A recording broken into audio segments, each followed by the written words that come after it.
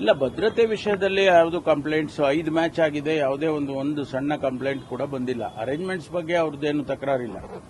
IPLನವರಾಗಲಿ, RCB ಅವರಾಗಲಿ ಅಥವಾ KCAನವರಾಗಲಿ ಯಾರು ಕೂಡ ಪೊಲೀಸ್ ವತಿಯಿಂದ ಅಥವಾ ನಮ್ಮ ಅಡ್ಮಿನಿಸ್ಟ್ರೇಟಿವ್ ಇದರಿಂದ ಯಾವುದೂ ಕಂಪ್ಲೇಂಟ್ಸ್ ಬರಲಿಲ್ಲ.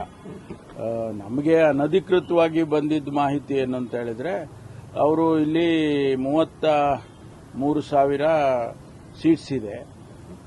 ಅದರಲ್ಲಿ ಒಂದು 7-8 ಸಾವಿರ ಪಾಸಸ್ಸು ಅದು ಇದು ಎಲ್ಲ VIP ಮತ್ತು ಅವರ ಸ್ಪಾನ್ಸರರ್ಸ್ಗೆ RCB ಅವರಿಗೆ ಕೊಡಬೇಕು. ಆಮೇಲೆ RCB ಅವ್ರ ಮೇಲೆ ಯಾರು ಆಡ್ತಾರೆ ಮ್ಯಾಚು ಅವ್ರಿಗೆ ಕೊಡಬೇಕು.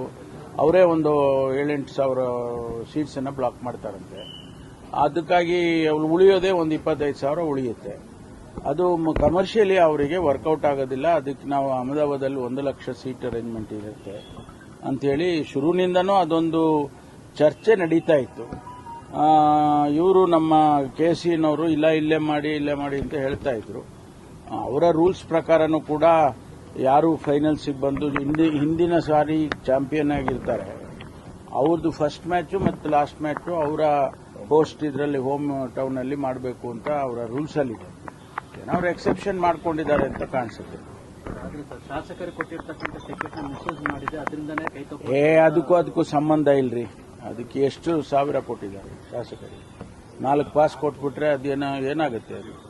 ಅದಕ್ಕೂ ಸಂಬಂಧ ಇಲ್ಲ.